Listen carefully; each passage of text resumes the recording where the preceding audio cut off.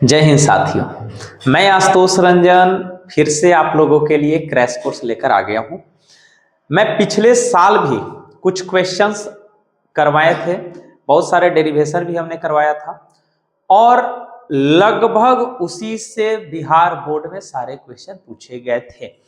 अभी भी पड़ा हुआ है, आप हमारे प्लेलिस्ट में जाकर देख सकते हैं। जो भी डेरिवेशन हमने किया था उसी से टोटल डेरिवेशन बिहार बोर्ड में पूछा गया है। और हमने ऐसा भी नहीं किया था कि बहुत ज्यादा डेरिवेशन कर दिया था, यह भी नहीं किया था कि पूरा का पूरा बुक ही छाप दिए थे। बहुत कम गिन चुन के हम 10 से 11 डेरिवेशन किए हैं और उसी से 3-4 आ गए थे। और आपको 3 ही बनाना होता है, मतलब कम टाइम में अगर आपको ज्यादा पकड़ बनाना है फिजिक्स पर, तब आप हमें याद कर सकते हैं। चलिए अब आइए हम लोग समझते हैं। यहां एक बार इस बात को गौर कीजिएगा कि मेहनत जो है कहीं एक जगह से कीजिएगा और किसी एक पर भरोसा करके कीजिएगा। अगर आपको किसी एक व्यक्ति पर भरोसा नहीं है तो आप नहीं पढ़ सकते हो, ना ही आपका कोई भविष्य उज्जवल होगा। तो चलिए हम लोग अपना क्रम को शुरू करते हैं और आप लोगों का बहुत बहुत स्वागत है हमारे YouTube चैनल पर। हम लोग शुरू करते हैं बाबू। पहला जो हमारा यूनिट है, यूनिट का नाम है इलेक्ट्रो स्टैटिक्स। इलेक्ट्रोस्टैटिक्स कहने का मतलब क्या है? तो इसका मतलब ये हुआ कि जो चार्ज है वो रेस्ट में है। जैसे कि कई तरीकों से हम लोग पढ़ेंगे, कभी कभी इलेक्ट्रॉन्स फ्लो भी करेगा तो इलेक्ट्रिक करंट में उसके बारे में पढ़ेंगे, पर यहां जो हम लोग पढ़ेंगे वो रेस्ट में जो चार्ज होगा उसके बारे में पढ़ेंगे। इलेक्ट्रो जो है वो क्या है? स्टैटिक्स। इलेक्ट्रो कहने का मतलब है चार्ज और स्टैटिक्स कहने का मतलब है रेस्ट में। तो जब चार्ज रेस्ट में होता है तब उसे हम लोग कहां पढ़ते हैं? तब उसे हम लोग इलेक्ट्रोस्टैटिक्स में पढ़ते हैं। कहां पढ़ते हैं दोस्तों? इलेक्ट्रोस्टैटिक्स में। तो हम लोग ज्यादा उसको खींचेंगे नहीं, डायरेक्ट से हम लोग मेन पॉइंट पढ़ेंगे। तो आज जो मैं आपका पहला टॉपिक कवर करने वाला हूं उसका नाम है कूलॉम्स लॉ। कूलॉम्स लॉ का नाम तो आपने सुना ही होगा। चलिए आइए कूलॉम्स लॉ हम लोग देखते हैं।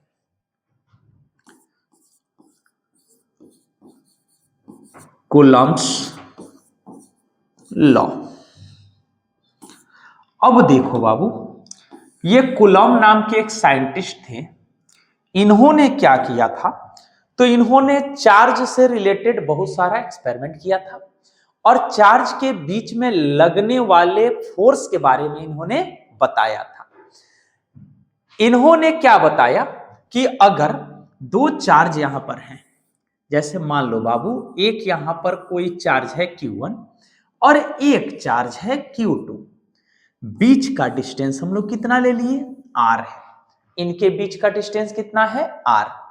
तो मान लेते हैं कि 2 पॉइंट चार्ज Q1 है और Q2 है और बीच का इनका डिस्टेंस है R। तब इनके बीच में कितना इलेक्ट्रोस्टैटिक्स फोर्स लगेगा, इसके बारे में किसने बताया? कूलॉम ने बताया। कूलॉम ने क्या बताया? The electrostatics force between 2 point charges. The electrostatics force between 2 point charges. तो बाबू जब बात फोर्स के हो रहा है तब तो हमको लिखना ना पड़ेगा कि F। तो the electrostatics force between 2 point charges is directly proportional to the product of their charge या magnitude of their charge and inversely proportional to the square of distance between them. फिर से समझिएगा। The electrostatics force between 2 point charges is directly proportional to the magnitude of charge and inversely proportional to the square of distance between them. अब इस यहां पर law से हमें 2 equation मिल गए। एक तो इक्वेशन फर्स्ट हो गया, अब फर्स्ट इक्वेशन है, एक इक्वेशन हो गया सेकेंड। फर्स्ट इक्वेशन कहने का मतलब क्या हुआ? तो इस इक्वेशन का मतलब यह है कि अगर 2 पॉइंट चार्ज का मैग्नीट्यूड बढ़ता जा रहा है तो उनके बीच का इलेक्ट्रोस्टैटिक्स फोर्स का वैल्यू भी बढ़ता जाएगा, और अगर दो चार्ज के बीच का डिस्टेंस बढ़ता जा रहा है तो उनके बीच का जो इलेक्ट्रोस्टैटिक्स फोर्स है उसका वैल्यू कम होता जाएगा। इनवर्सली प्रोपोर्शनल कहने का मतलब है उल्टा, अगर डिस्टेंस बढ़ा तो फोर्स कम हो जाएगा, डिस्टेंस कम हो गया फोर्स ज्यादा हो जाएगा। समझ रहे बातों को? अब यहां पर क्या है कि the electrostatic force between 2 point charge is directly proportional to the product of their charges and inversely proportional to the square of distance between them. Sorry, इसको मैग्नीट्यूड बोलना है, मैं प्रोडक्ट बोल दे रहा हूं। अब क्या हो गया बाबू, अगर इन दोनों इक्वेशन को आपस में मिला दिया जाए तो हम लोग क्या लिख सकते हैं, from equation first and second. अगर दोनों इक्वेशन से चला जाए तब हम लोगों को क्या मिलेगा बाबू, तब हम लोगों को मिलेगा F directly proportional Q1 Q2 and inversely proportional क्या है बाबू, R स्क्वायर। इनवर्सली प्रोपोर्शनल क्या है, R स्क्वायर। तो F directly proportional Q1 Q2 और इनवर्सली प्रोपोर्शनल R स्क्वायर। अब हम लोगों को तो पता है कि कभी भी प्रोपोर्शनल के साइन को हटाएंगे तो कुछ ना कुछ कांस्टेंट लेना पड़ेगा। यहां भी कांस्टेंट लेंगे, यहां हम लोग कांस्टेंट में क्या लेते हैं, K। तो F equals to K Q1 Q2 by R square. समझ रहे हैं बातों को? अब इस K का वैल्यू कितना होता है, तो K का वैल्यू होता है 1/4 पाई एप्सिलॉन नॉट, और न्यूमेरिकल वैल्यू होता है इसका 9 into 10 to the power 9। 9 into 10 to the power 9। Unit होता है बाबू न्यूटन मीटर स्क्वायर पर कूलम स्क्वायर। अब इस वैल्यू को, मतलब K का वैल्यू जो 1/4 पाई एप्सिलॉन नॉट आया, इस वैल्यू को हम लोग K के जगह बैठाएंगे, क्या हो जाएगा, तो यहां हो गया F equals to 1/4 pi epsilon naught Q1 Q2 by R square. ये हो गया कूलम्ब्स लॉ।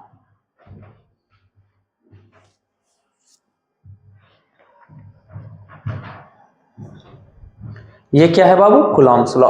और इसी फॉर्मूले के हेल्प से हम लोग पॉइंट चार्ज के बीच का फोर्स भी निकाल सकते हैं। देख लिया जाए अगर यहां तक कोई प्रॉब्लम है तो।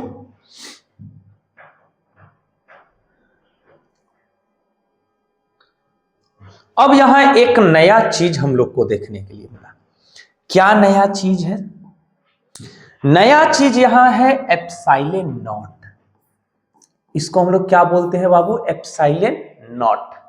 इसका न्यूमेरिकल वैल्यू कितना होगा, तो न्यूमेरिकल वैल्यू कैसे निकालेंगे, तो आपको पता है कि F equals to 1/4 pi epsilon naught Q1 Q2 by R square होता है। अब एप्सिलॉन नॉट का अगर आपको वैल्यू यहां पर निकालना है तो क्या करेंगे कि 1/4 पाई, ठीक है, F, सॉरी वैल्यू नहीं, अभी हम लोग यूनिट निकाल रहे हैं पहले, 1/4 पाई F, और ये क्या हो गया बाबू, Q1 Q2 by R square. अब जो फिजिकल क्वांटिटी ऊपर है उसका यूनिट हम लोग ऊपर बैठाएंगे, और जो फिजिकल क्वांटिटी नीचे है उसका यूनिट हम लोग नीचे बैठाएंगे। ऊपर में चार्ज और चार्ज है, मतलब कूलम इनटू कूलम। नीचे में फोर्स है, फोर्स का यूनिट न्यूटन, डिस्टेंस का यूनिट मीटर का स्क्वायर, क्या हो गया बाबू, कूलम स्क्वायर पर न्यूटन पर मीटर स्क्वायर। ये किसका यूनिट हो गया, ये एप्सिलॉन नॉट का यूनिट हो गया। चलिए आगे बढ़ते हैं। एप्सिलॉन नॉट का न्यूमेरिकल वैल्यू कितना होगा बाबू, तो ये बताइए कि 1/4 पाई एप्सिलॉन नॉट का value 9 into 10 to the power 9 होता है। अगर एप्सिलॉन नॉट का वैल्यू निकालना हो तो 1/4 पाई, और एप्सिलॉन नॉट अगर यहां आ गया तो ये नीचे आ जाएगा, तो इंटू 9 इंटू 10⁻9 हो गया। अब इसी को लिख सकते हैं कि 1/4 पाई का वैल्यू कितना 22/7 इंटू कितना है बाबू 9 इंटू 10⁻9। और जब इसका पूरा कैलकुलेशन करते हैं तो क्या मिलता है 8.85 इंटू 10⁻−12। यूनिट क्या था? तो यूनिट था यहाँ कूलम स्क्वायर पर न्यूटन पर मीटर स्क्वायर। ये किसका यूनिट हो गया बाबू? तो ये हो गया एप्सिलॉन नॉट का वैल्यू और ये हो गया यूनिट। अब कुछ और भी रह गया है, चलिए आइए उसे भी देखते हैं। डायमेंशनल फॉर्मूला हम लोग देख लेते हैं। एप्सिलॉन नॉट इक्वल्स टू क्या था? 1/4 pi F Q1 Q2 by are square.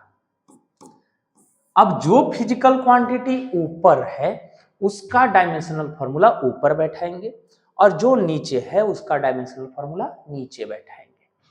तो ऊपर में है चार्ज इंटू चार्ज, मतलब 80 इंटू 80।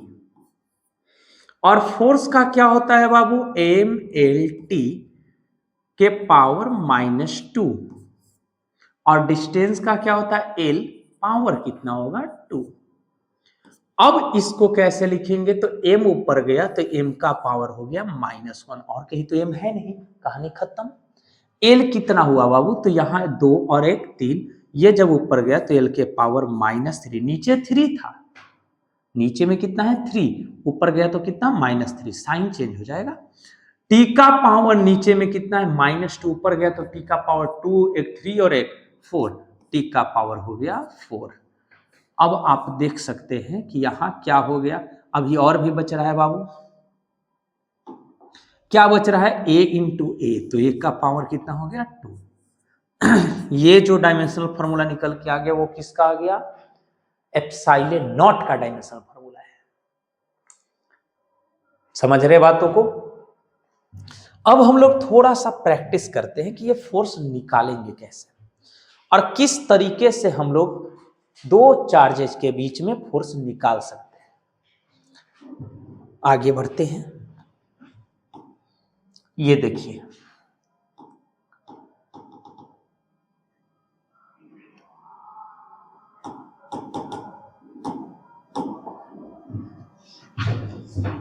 थोड़ा सा बोर्ड हैंग कर गया है।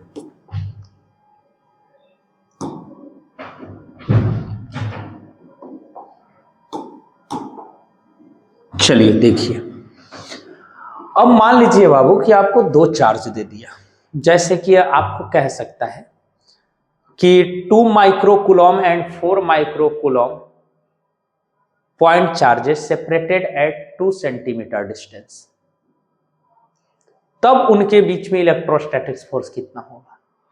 तो आपको इसके लिए क्या जानना होगा? तो पहले आपको याद रखना होगा क्या? तो डेसी, सेंटी, मिली, माइक्रो, नैनो, पीको, फेम्टो, एटो। अब देखिए इसका क्या वैल्यू है, तो न्यूमेरिकल बनाते समय ये बहुत ज्यादा हेल्पफुल होता है। डेसी का वैल्यू हो गया 10⁻⁻1, सेंटी का वैल्यू 10⁻⁻2, मिली का वैल्यू 10⁻⁻3, माइक्रो का वैल्यू 10⁻⁻6, नैनो का वैल्यू 10⁻⁻9, पीको का वैल्यू 10⁻⁻12, फेम्टो का वैल्यू 10⁻⁻15 और एटो का वैल्यू 10⁻⁻18। ये वैल्यू आपको याद होना चाहिए। ये किसी भी न्यूमेरिकल को सोल्व करने के लिए बहुत ज्यादा जरूरी होता है।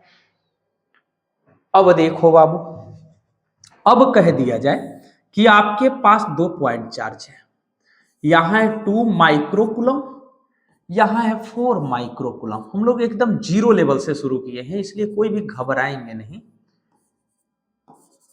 चलिए अब देखिए, अब इनके बीच में फोर्स कितना होगा ये बताना है। तो हम लोग पहले क्या करेंगे, यहां से फाइंड आउट कीजिए कि दिया क्या है।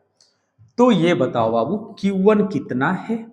तो जो पहला चार्ज होगा वो Q1 होगा, तो ये है 2 माइक्रोकूलम अब 2 माइक्रो कूलम है तो 2 इंटू माइक्रो आ गया, तो माइक्रो की जगह क्या कीजिए, तो माइक्रो का वैल्यू पुट कर देंगे और माइक्रो का वैल्यू है 10⁻⁻6, तो यहां रख दिए 10⁻⁻6 कूलम। Q2 है, Q2 का वैल्यू कितना हो गया 4 माइक्रो कूलम, तो ये कितना हो गया बाबू 4 इंटू 10⁻⁻6 कूलम। R का वैल्यू कितना है 2 सेंटीमीटर, मतलब 2 इंटू 10⁻⁻2 मीटर। अब बताओ बाबू कि F निकालना है, तो फॉर्मूला अभी तो आपने पढ़ा कि 1/4 pi epsilon naught Q1 into Q2 by क्या R स्क्वायर होता है। इस फॉर्मूले पर वैल्यू पुट करेंगे। 1/4 पाई एप्सिलॉन नॉट का वैल्यू कितना, तो अभी जस्ट बताए 9 इंटू 10⁻9, तो यहां रख देंगे 9 इंटू 10⁻9। Q1 का वैल्यू कितना 2 इंटू 10⁻6, Q2 का वैल्यू कितना 4 इंटू 10⁻6 बाई R का स्क्वायर, तो R का वैल्यू कितना 2 इंटू 10⁻2 का क्या करना है बाबू स्क्वायर करना है। यहां कितना हो गया 9, 9 इंटू 2 कितना हो गया 18 इंटू ये कितना है बाबू 4 इंटू -6 -12, उसमें से 9 गया तो 10⁻³ बाई 2 का स्क्वायर 4 और 10⁻, ये पावर मल्टीप्लाई होते हैं तो -4, 4 से 4 हो गया खत्म, तो ये हो गया 18 इंटू ये ऊपर जाएगा तो 10⁻³ इंटू ये जब ऊपर गया तो 10⁻4 हो जाएगा, नीचे -4 ऊपर गया तो साइन चेंज हो जाएगा। ये कितना हो गया बाबू 18 इंटू 4 में से 3 गया तो 1 मतलब 10⁻1 मतलब 10, तो ये हो गया 180 न्यूटन। समझ रहे हैं बातों को।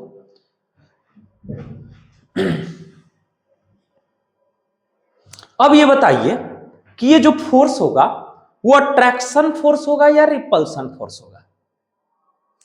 अब याद रखिएगा like charges repel each other, unlike charges attract each other, मतलब पॉजिटिव चार्ज है तो रिपल्सन फोर्स, निगेटिव चार्ज है तो रिपल्सन फोर्स, एक पॉजिटिव एक निगेटिव है तब फोर्स कैसा होगा अट्रैक्शन। समझ रहे बातों को, नोट कीजिएगा।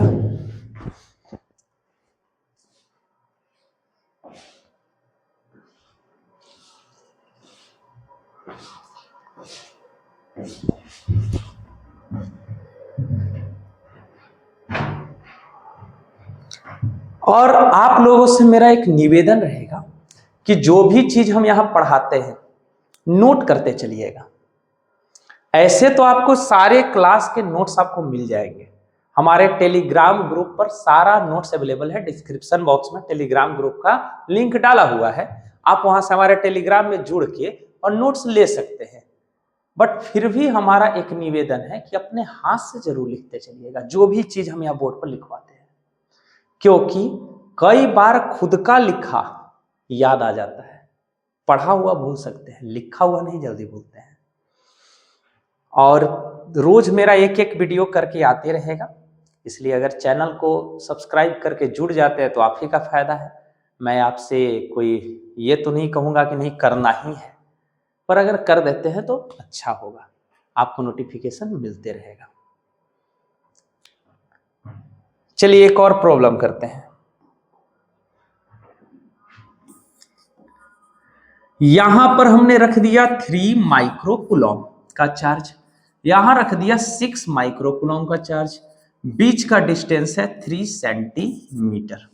फोर्स कितना होगा पहले बताओ, क्या क्या दिया। तो यहां क्या है बाबू, तो यहां पर पहले दे दिया है आपको Q1, Q1 कितना है 3 माइक्रो कूलम, मतलब 3 इंटू 10⁻⁻6 कूलम।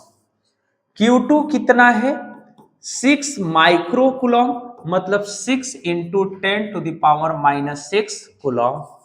R कितना है बाबू 3 सेंटीमीटर, मतलब 3 into 10⁻⁻2 metre. F equals to क्या होगा 1/4πε0 Q1 Q2 by are square. इसका वैल्यू होता है 9 इंटू 10⁻9। Q1 का वैल्यू कितना है 3 इंटू 10⁻⁻6। Q2 का वैल्यू कितना है 6 इंटू 10⁻⁻6 बाई आर का स्क्वायर है तो 3 इंटू 10⁻⁻2 का क्या कर देंगे बाबू स्क्वायर।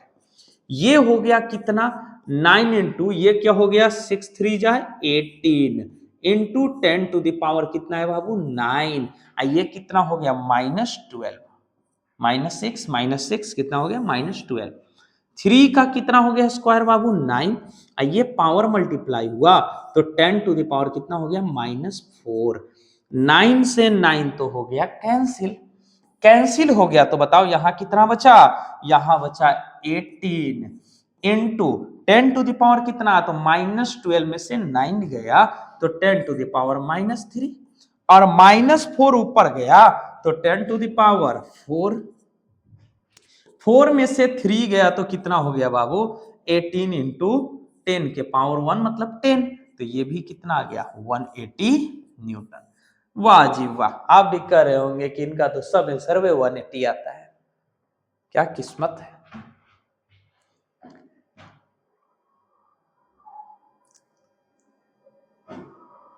चलिए अच्छी बात है। अब इसी तरह एक एक टॉपिक लेके छोटा छोटा वीडियो लेके मैं रोज आ जाऊंगा। फिलहाल के लिए धन्यवाद, थैंक यू।